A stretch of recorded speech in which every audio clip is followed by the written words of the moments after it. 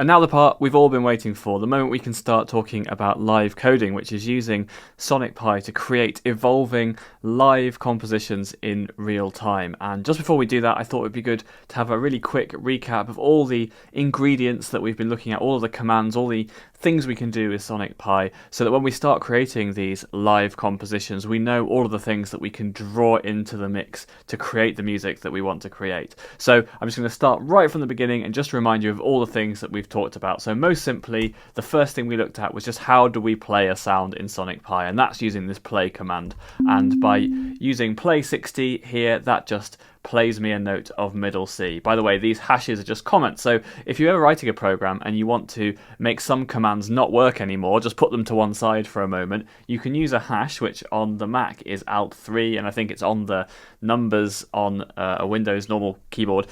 You can comment out any parts of your program. So that's what I'm doing here. I'm deleting the hashes when I want to play something and putting them back in when I want them to go away again. So here I have replaced my play 60 with play C4, which does exactly the same thing, but it's using the more familiar letter names that we work with all the time in music. So this should play as a middle C as well.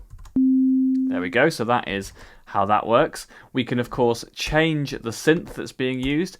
Lots of synths come with SonicPi, and hopefully by this point you've had a bit of a play and you know which sounds you like in the synths and which sounds maybe you don't like so much, and you can pick the sounds that you want for your composition. This will play middle C, but it will sound very different because it's a different synth.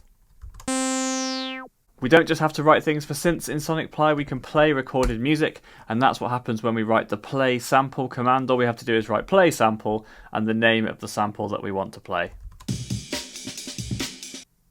There we go, so that was the famous Amen break, which is one of the included samples that comes with SonicPi. Another really important ingredient that we're going to want to put into our compositions is things that repeat for a certain number of times, and this little bit of code helps us to do that by writing a number and then dot times do. We can do these commands, whatever sits inside this block of code, the number of times that we write at the beginning. So this will play 60, then sleep for 0.25 seconds 3 times. There we go, just 3 notes really quickly. That's what we do with these iteration commands, and that's what this 3 times do thing is. There's a few more things we could do with our synthesizers. We can get them to sound slightly different just by changing some of the parameters. So by adding an amp parameter and a pan parameter, what I'm doing here is halving the volume that my synthesizer is going to play at, and I've set pan to -1, which means that the sound is only going to come out on the left hand side. That's what a pan of -1 means. If I'd have set a pan of 1, it would have come out on the right hand side. So we should hear this only on the left hand side and a bit quieter than everything we've heard so far. I think that's about right. That's pretty much what we wanted. And of course, we can add parameters to samples as well. There's a few ones that work particularly well with samples, like this rate parameter. By setting a rate of -1, what I'm really saying here is that I want the sample to play backwards. If I'd have set a rate of 2, it would have played at double speed. So we can play around with the speed of our samples with this rate parameter. So that's our loop Amen break playing at normal speed but backwards, and so that's quite helpful. We can also add randomness to our compositions, which is really helpful if we want to create something that just sounds like it's bubbling away and it's unpredictable. Here I've got a little iteration statement again, 3 times do. I'm going to play these 2 commands, run these 2 commands 3 times. I'm going to ask it to play a note somewhere between middle C and the octave above middle C, sleep for 1 beat, and then do the same again 3 times. So we should hear 3 random notes picked out from that octave from middle C. There we go, I'm happy with that. That's 3 random notes from that middle C octave, so that's good. And this rand_i was the way we were doing that. This is picking an integer, by the way, so rand_i is the integer one. It picks a whole number between 60 and 72. If you wanted any pitch, so not necessarily just sticking to the normal notes that we'd find on the piano, we want to go anywhere between these 2 numbers, you can get rid of the _i, and this rand thing will give you 3 pitches that could be anywhere in the octave between C, middle C and the C above. So that's adding randomness. Another really important thing that we're going to want to do in our compositions from time to time is add effects, change the way that our sounds are being played by SonicPi, and we can do that by using a with effects statement like this.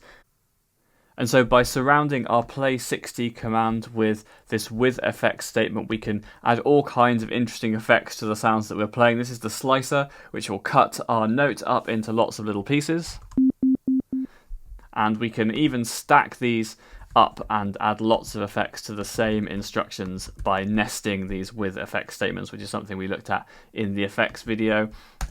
We also looked at envelopes. No, not those kind of envelopes, blah, blah, blah. You remember that. So this is where we are changing the shape of the sound and how long the sound is going to be hanging around for over the 4 periods of attack, decay, sustain, and release. And so the first time we hear our middle C being played, that's just going to be the normal way with all the defaults that SonicPi has set. The second time is going to be very different, particularly during the sustain and the release phase, where I've asked for those to be 4 seconds or 4 beats long.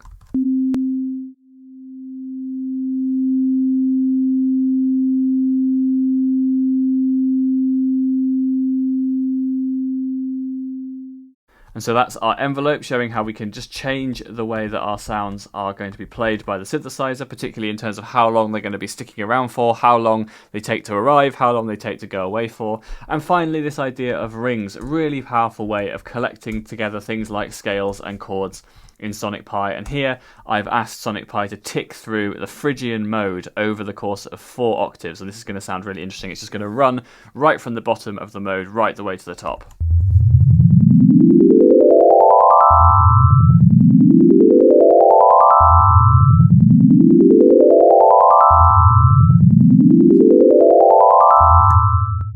So if you're happy with all of those ingredients, or most of those ingredients, or some of those ingredients, it's still time to get live coding, and that's what we're going to do right now.